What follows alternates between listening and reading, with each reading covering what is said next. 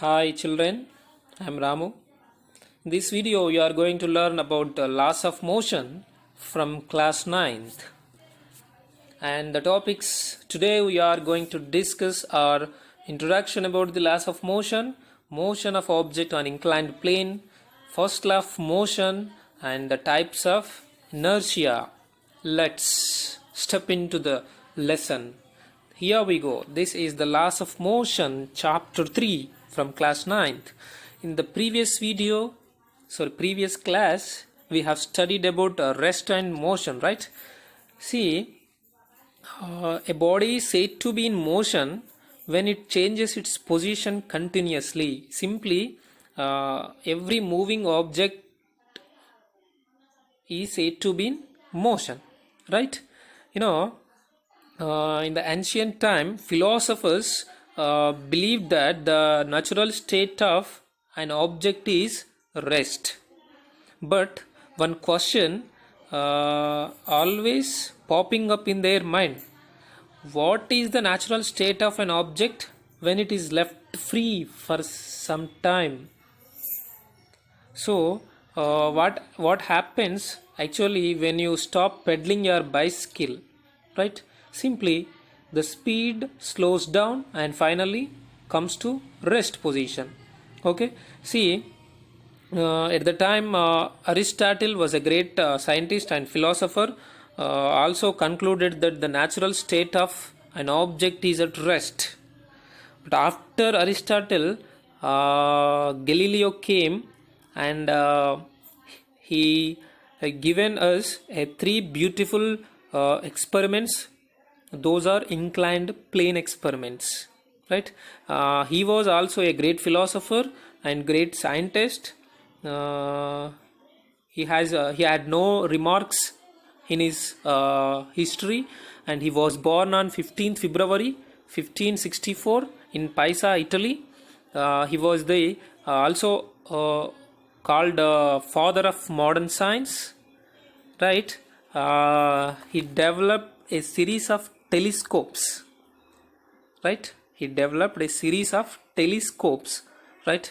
But here we go. These are the three experiments. We can see figures are given below: first A, first B and first C.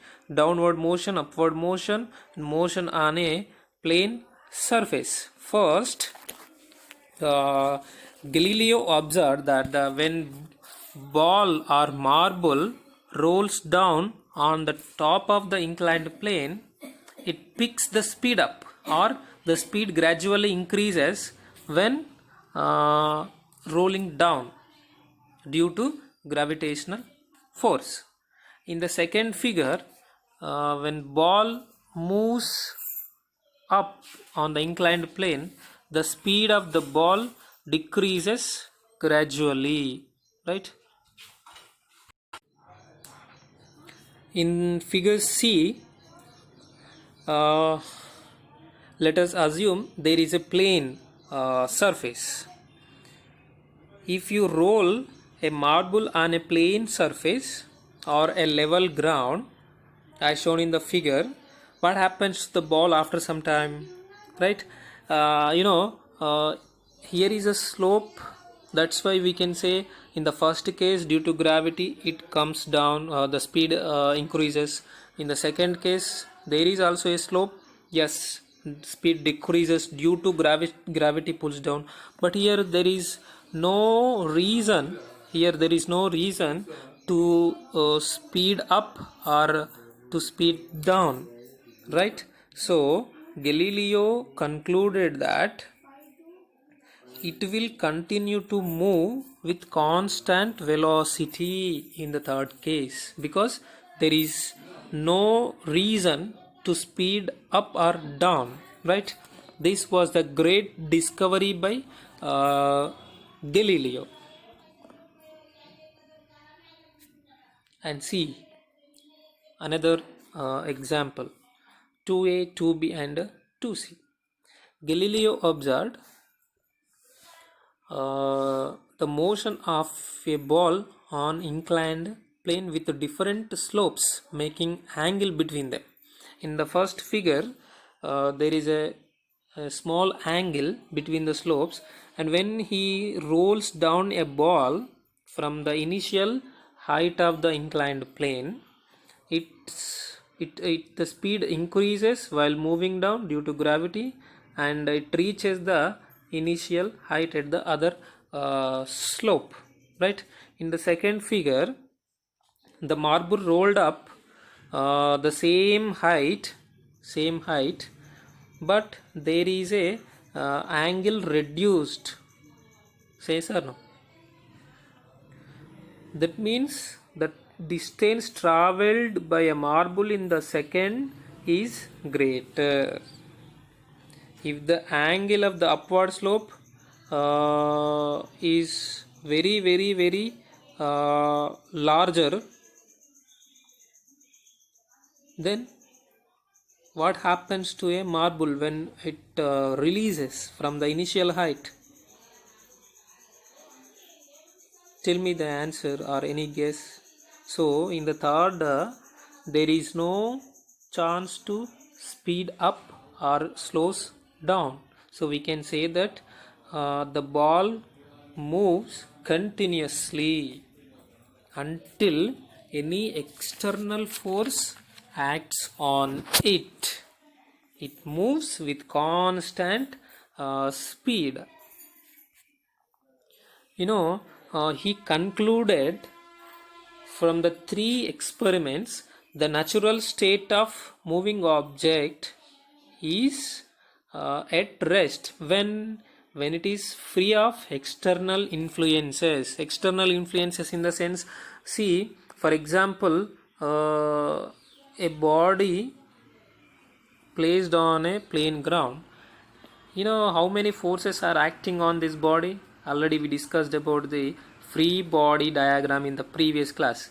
There is a gravity pulls down, and the normal force acting upward due to the surface, and surface also applies frictional force, and air offers also air resistance. So these many forces are acting on body when it is on the ground or else moving on the surface. So these are the external influences. See, if there were no external influences like air resistance, frictional force, okay, and gravity, then what happens to the motion of object?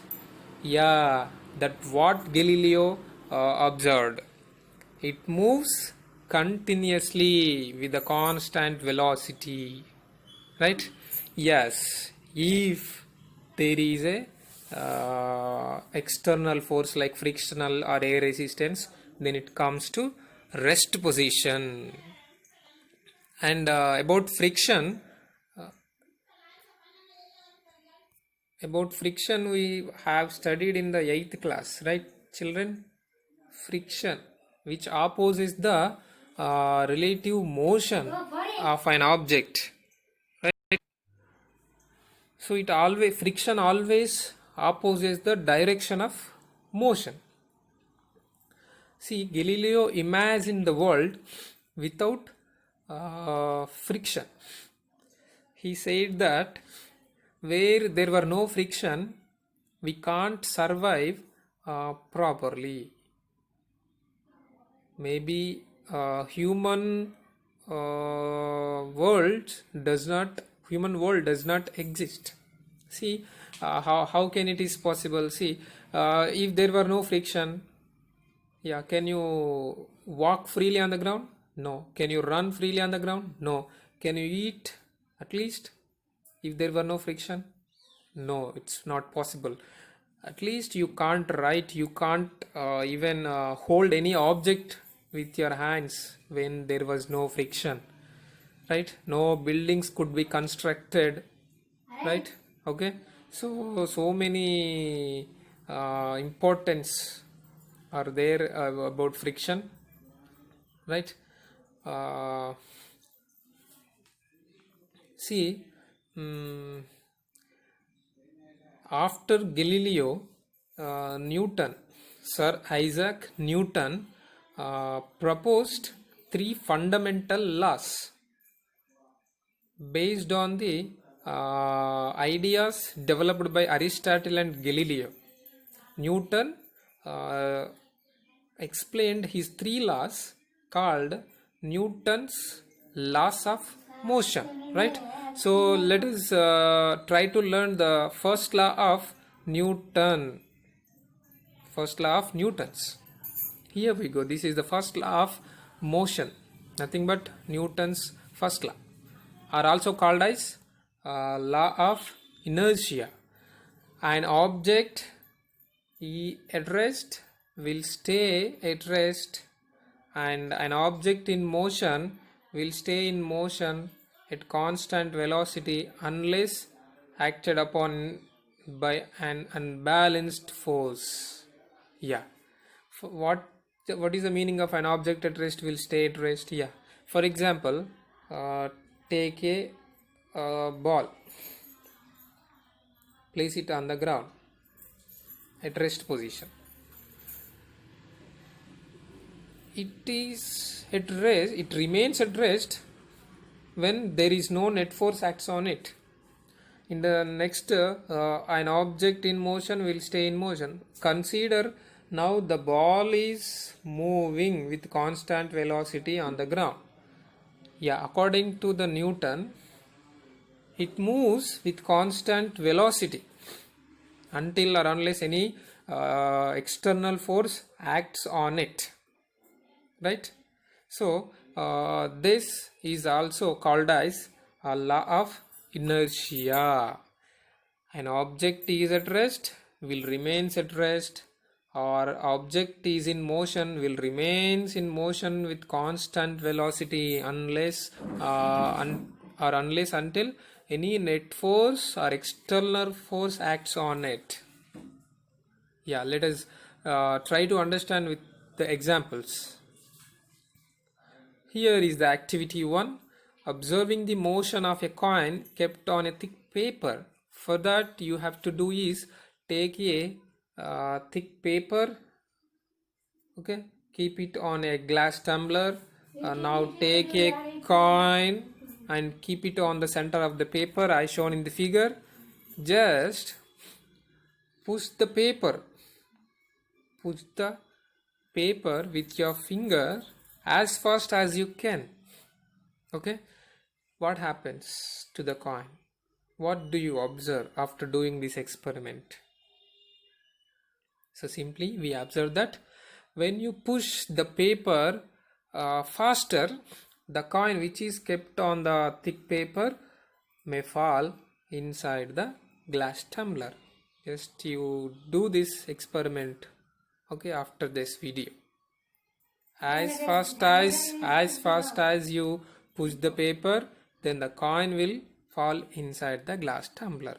Okay, the reason later we will discuss in this video. Next, activity 2. Here, observing the motion of the coins hit by a striker. Have you played carom anytime? Yes, you are very familiar with the carom board, right? Make a stack of carom coins on the carom board. Like this is the stack of carom coins. Give a sharp hit at the bottom of the stack with the striker.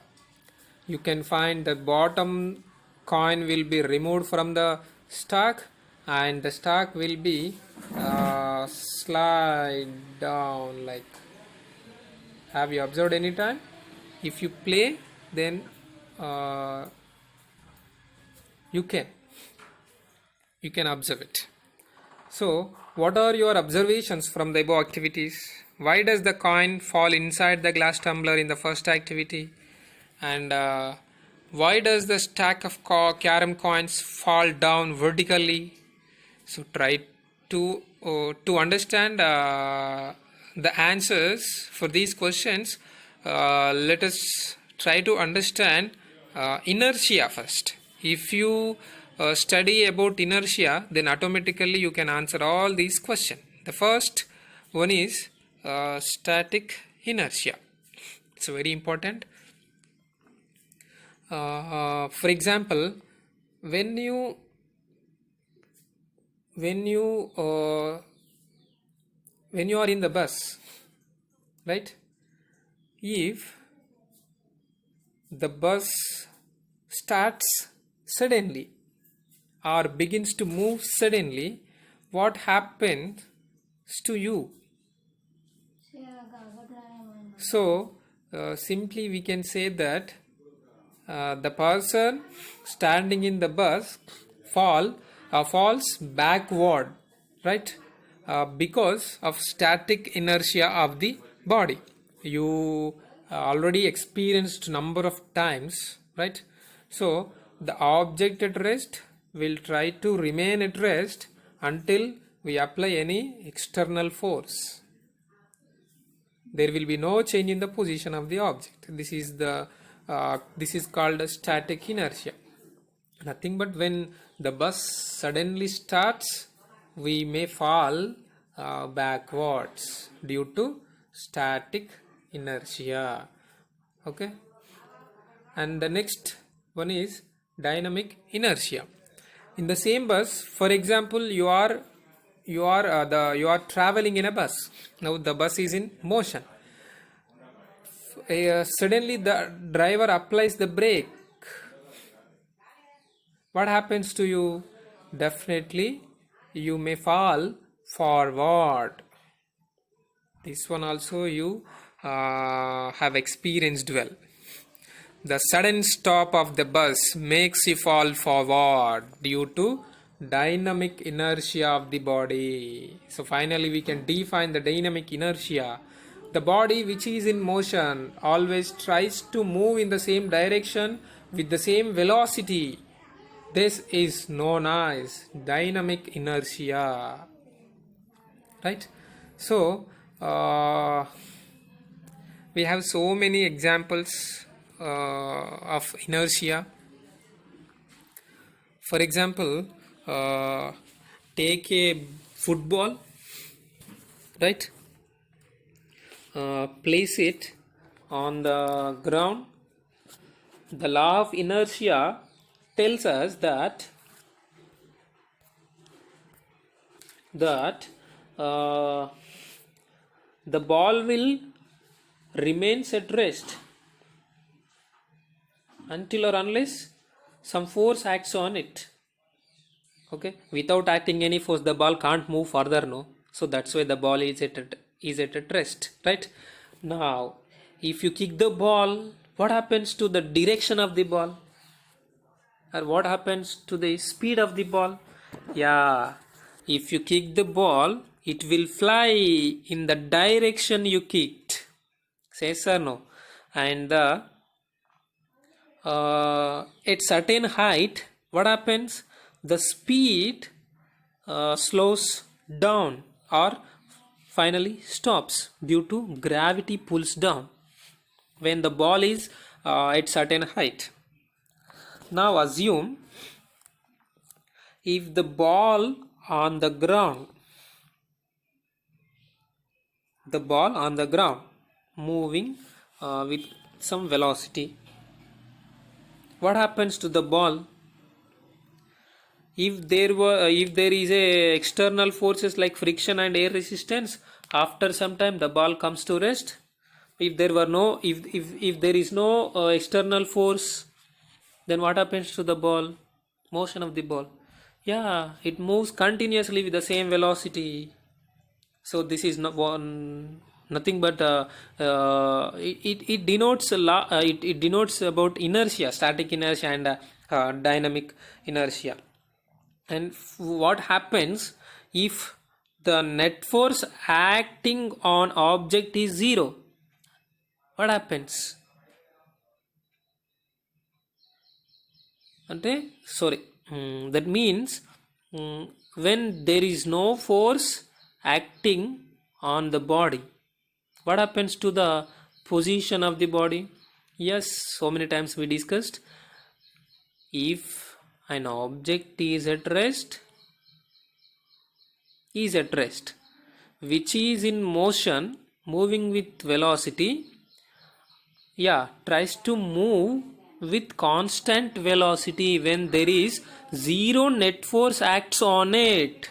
So at this time the body is said to be in equilibrium, because what is meant by equilibrium? Equilibrium in the sense there are no forces acting on the body. That's why the body is said to be equilibrium when zero net force is acting, when F net is equals to 0.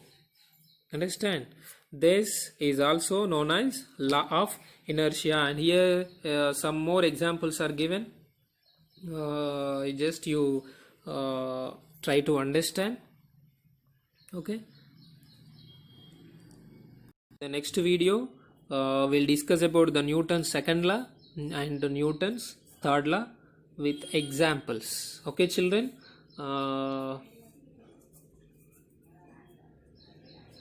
Thank you.